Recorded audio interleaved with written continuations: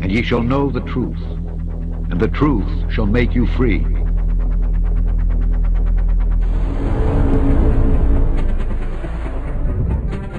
A single idea from the human mind can build cities.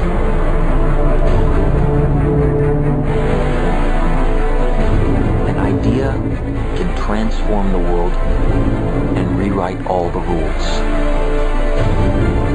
Which is why I have to steal it. He's hiding something and we need to find out what that is. We gotta break out of here. Give him the kick!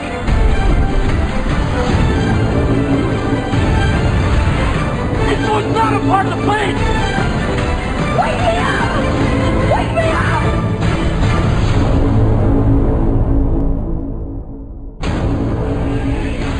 I know we have still not shattered that highest and hardest glass ceiling, but someday someone will, and hopefully sooner than we might think.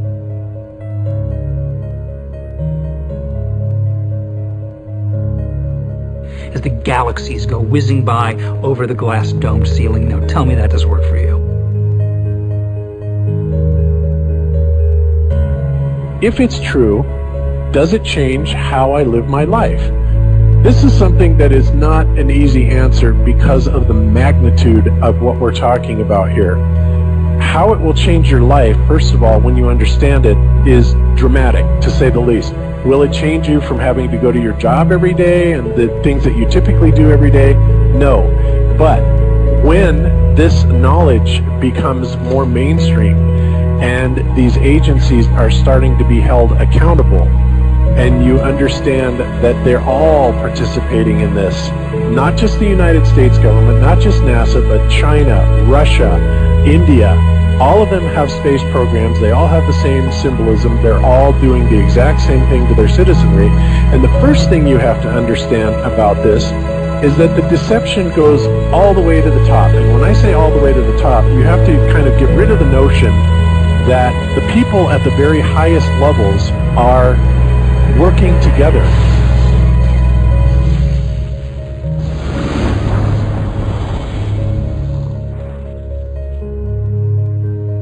Why would they do this? Why are they trying to hide the fact that we are on an infinite plane or on a flat earth rather than a ball? Well, if you isolate people into the idea that they're on a blue marble that's in the middle of a universe that is really insignificant and there's thousands or millions and billions of other worlds and possibly other civilizations, that makes most people think that we are insignificant and that we did actually come about as some sort of an accident.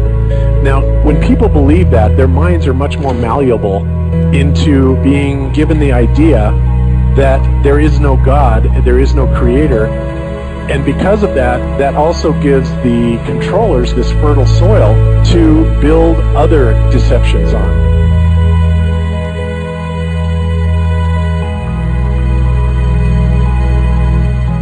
You think that Truman has never come close to discovering the true nature of his world until now?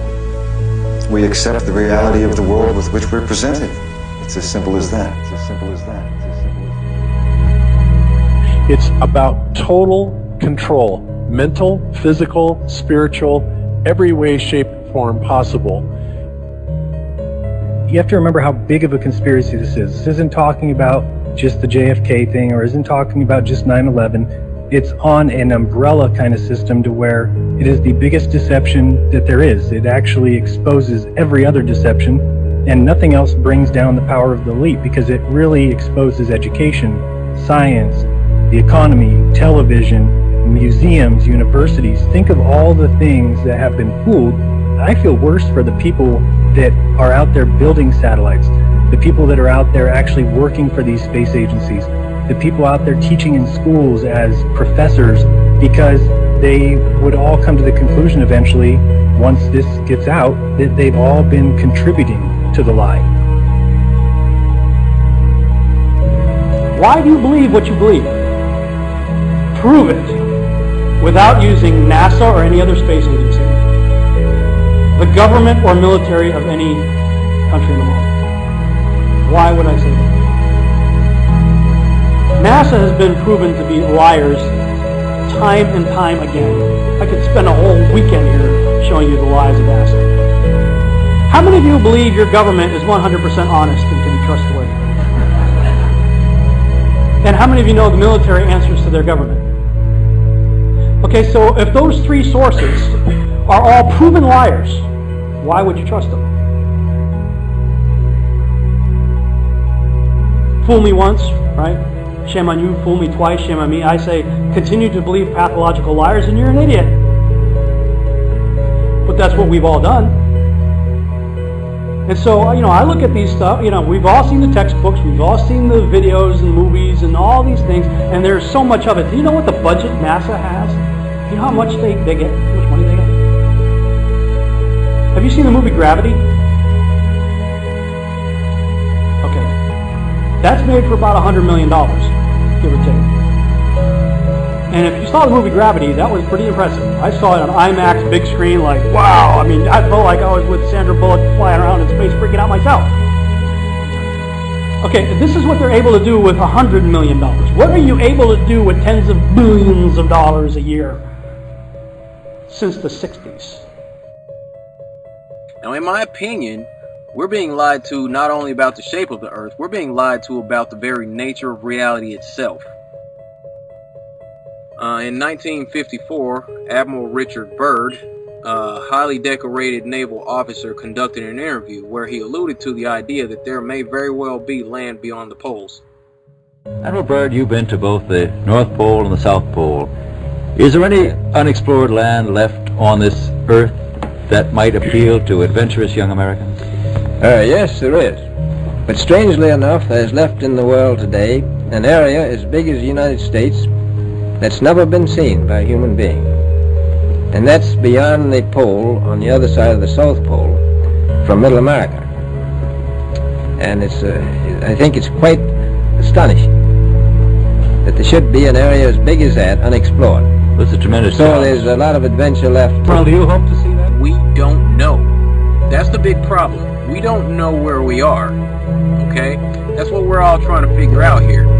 But there is the Antarctic Treaty where 53 or so nations have signed saying that no one's going to lay claim to Antarctica and that there are massive restrictions for travel there. You can't just get up and go to Antarctica on your own. You have to have a tour guide with you, and there are only certain entry points and there are limits on where you can go search. Personally, I think the unconquered South is the only one worth scaling. It's a 20,000-foot sheet of ice. That's never stopped me before.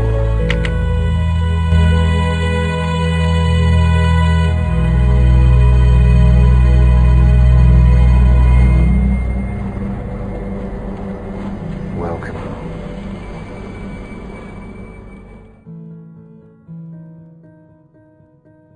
No, I just want to stand on top of the wall and piss off the edge of the world.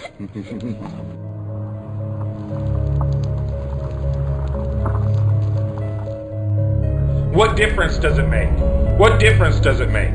Yeah, that's their favorite line. Got a lot of people, what difference does it make? You can't figure out what difference it makes? If you can't figure out what difference it makes that the people running your world are lying to you over and over your whole life, if you can't figure out that someone lying to you is trying to control you, suppressing of information, of knowledge is control. Deception of information and knowledge is a form of control. So what difference does it make? It makes a big difference, because once they start omitting information or lying about information about where you live, they're doing it to control you. Period. Why am I having to explain this to critical thinkers in the truth movement? The way you control billions of people is to keep them divided and fighting each other. Flat Earth is not a psyop. Flat Earth destroys the psyop. Every psyop that's been used to control us for as long as they've known about it. So So this system has been in power and control for hundreds of years, ever since they convinced the rest of the world that they didn't know where they live.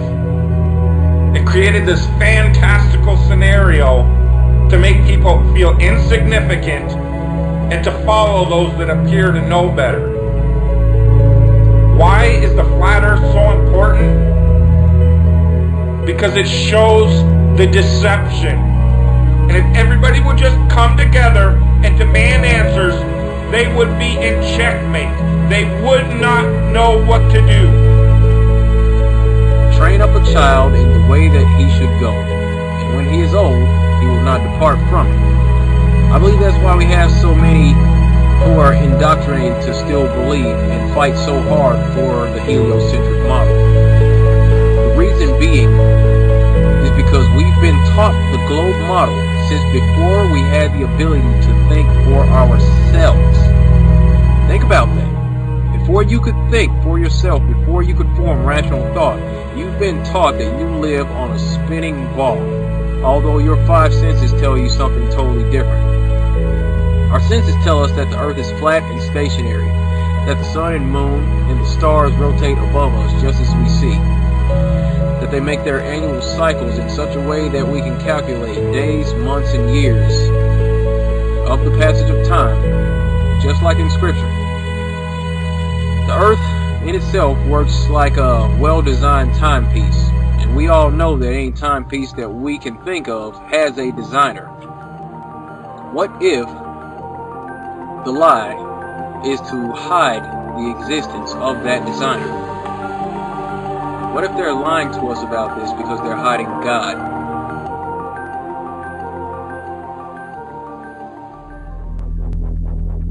And ye shall know the truth, and the truth shall make you free.